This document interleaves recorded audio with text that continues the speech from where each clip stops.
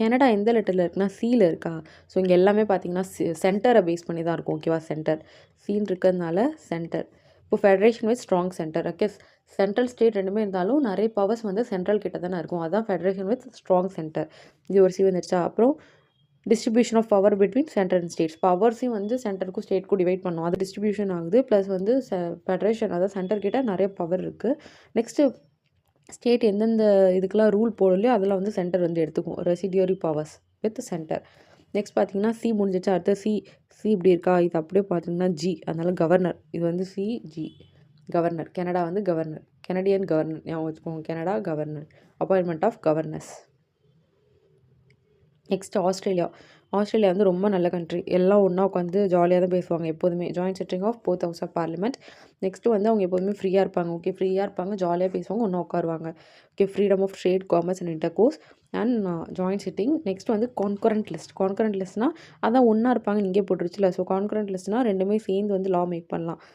லா வந்து சென்டரும் மேக் பண்ணலாம், ஸ்டேட்டும் மேக் பண்ணல. அதான் கான்கரண்ட் லிஸ்ட். ஸோ நெக்ஸ்ட் பார்த்தீங்கன்னா ஜெர்மனினாலே எமர்ஜென்சி ப்ரொவிஷன்ஸ் அது ஒன்று. ரெண்டாவது எமர்ஜென்சி நடந்துகிட்ருக்கிறப்ப ஃபண்டமெண்டல் ரைட்ஸ் வந்து கேன்சல் பண்ணுறதுக்கான ஒரு ப்ரொசீஜர் எமர்ஜென்சி. ஜெர்மனினாலே எமர்ஜென்சி. நெக்ஸ்ட் வந்து ஃப்ரான்ஸ் பார்த்தீங்கன்னா ரொம்ப பிடிச்சது வந்து டீ தான். லிபர்ட்டி, ஈக்குவாலிட்டி, ஃப்ராட்டர்னிட்டின்ற ஐடியா வந்து ஃப்ரான்ஸ்லேருந்து தான் எடுத்திருப்பாங்க. ஃப்ரான்ஸ்னாலே டீ. ஓகே.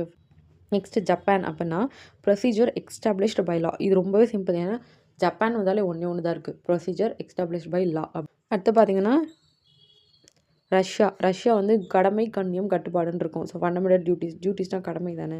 கடமை, கண்ணியம், கட்டுப்பாடு. அப்புறம் ஐடியல்ஸ் ஆஃப் இந்த பிரியாம்பிளில் இருக்கும் இல்லையா, ideals of social economic. Okay, South Africa இருக்கா அமெண்ட்மெண்ட். ஓகேவா, சட்டத்தை எப்படி திருத்துறதுன்ற ப்ரொசீஜர் போட்டது ஆஃப்ரிக்கா. நெக்ஸ்ட் வந்து election of members of Rajya Sabha.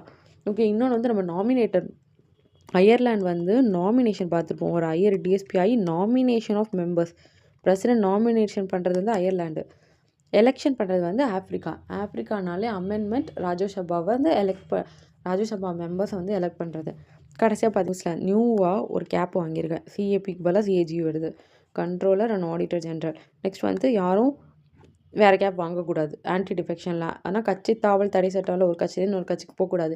ஒரு கேப் வாங்கிட்டா இன்னொரு கேப் வாங்கக்கூடாது. ஓகேவா, நியூவாக கேப் வாங்கினா ஆன்டி டிஃபெக்ஷன் லா. இந்த வீடியோ உங்களுக்கு யூஸ்ஃபுல்லாக இருந்துச்சுன்னா கமெண்ட் பண்ணுங்கள், சப்ஸ்கிரைப் பண்ணுங்கள். தேங்க்யூ.